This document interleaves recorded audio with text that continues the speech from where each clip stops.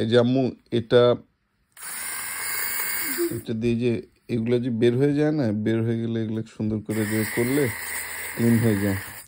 এটাকে কি বলে যেন, লিন্ট রিমুভার না, লিন্ট কাটার। আমি সবসময় ভাবতাম এগুলো একটা কিনবো, খেয়ালই থাকতো না মা। এই যে ওদের এই যে হাত মোজা মোহাম্মদের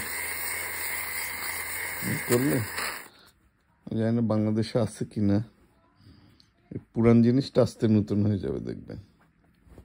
এটা একটা মজার জিনিস। আমরা একটু পুরান হলে ফেলে দিতাম, ভালো লাগবে না।